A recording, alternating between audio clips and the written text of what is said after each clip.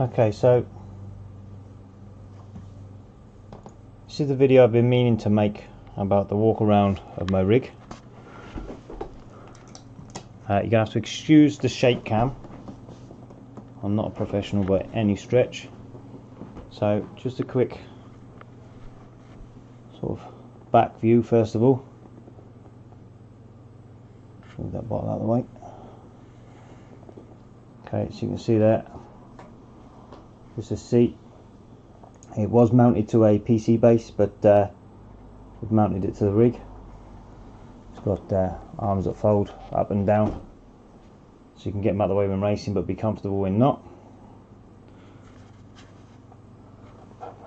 The wheelbase is the Thrustmaster T300 RS, I believe. It's the PlayStation version.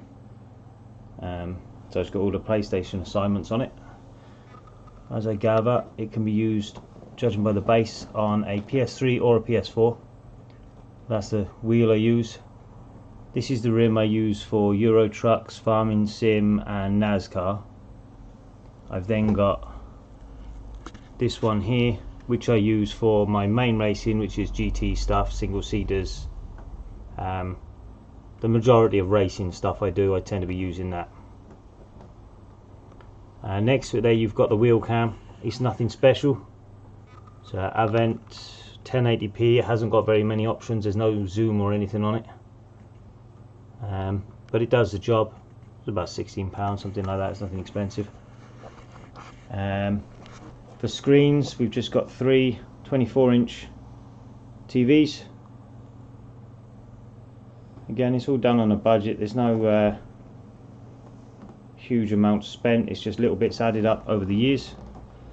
Coming in, you can see the phone there, which is what's used as my Motec.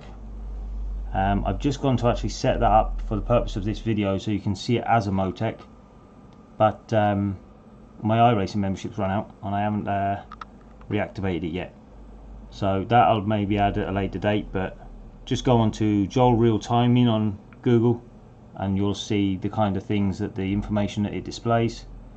It's also live when I'm racing on iRacing. It's on my stream, you can see it at the bottom of the screen. Next to that, it's an old Samsung Note 2, I think that is, for the phone as well. So next to that we've got the little shift light. That lights up blue about 100-150 RPM before each shift to allow for reaction time. That is from M-Spec. It's an Australian site. I think somebody basically makes them in his garage. Very good job. It's all 3D printed and put together nicely. Not very expensive again. I think that was about £35, plus about a tenner for shipping. So pretty good. Comes with a stand as well, but I like it nice and low like that. Here we've got the button boxes. These are using Derek Spears Designs 32 controller chip. So it can hold up to 32 buttons. He does do a 64 and I think he does a Bluetooth version now as well. So these are all, sorry for the shake cam, I'm trying to be as steady as I can. Momentary switches these. So you push it down, let go and it zero returns. So it's sort of each click down and it also then clicks up for its inputs. So you can see I've got it set up. The blue stickers are set up for Euro Trucks and the white stickers are set up for iRacing, so it just makes it easy. Anybody who's seen me playing anything real, you'll know I've got a crap memory, so everything has to be stickered so I know what the hell I'm doing. So that's those, and the big black one is just a single momentary. It goes down and then back up, and that's what that one does. These are just little push switches. On the opposite side of the wheel we've got another 12 push switches, set up exactly the same. Blues for trucks, whites for iRacing. If I am doing anything at night, there's little LED lights underneath. Obviously they come out too bright for the camera, but when I'm playing in the dark, it's a big help. Moving down here we've got the pedals. These are the Thrustmaster T3 PA Pros. And they are inverted. We've also got a nice big dead pedal, so I can rest my foot when I'm doing NASCARs at full chap or when I need to rest my leg a bit. The rig itself, as you can see in there, is all wood, custom made by myself. It's nothing fancy, there's plenty of flaws in it, but it does the job. This under here, where you can see the glow, if I pull this out while I do this bit. So this is my keyboard. So I'll put my speakers in for a moment. I've just caught the wire. So that's where my keyboard goes on that tray. So if I'm playing anything that I don't need the wheel, I can quite easily undo the wheel, take the rim off of the bass, and then I've got keyboard very easily accessible, and it's also easy to use when I'm racing if I do need to type something. So that's that. Shifter, as you can see, there's plenty of wires to get all this running. The shifter is just the Logitech G29 shifter, or the Logitech shifter I think they call it. It's just that I've taken the gator off because of this, and I've also got a plate that I made to turn it into a sequential. This little thing here is for Euro trucks. Again, it's the budget version of something that you can get. There's the Eaton Fuller shifter adapter. It's like a replica Eaton Fuller gear stick that has your splitter and your range switches. Well, somebody's made this again on a 3D printer using what looks like an old joystick or controller input module, and it's just nice and simple. So try not to shake too much. When you go into shift, you've got up and down on that one, and forwards and backwards on the side one. So it's exactly the same thing, only that was about 20 quid on eBay. So it can be done. There's some more buttons there as well. The switches used to work. I've actually got away with those at the moment, but the face and feet used to be some fans. The Motec was when I was running a Arduino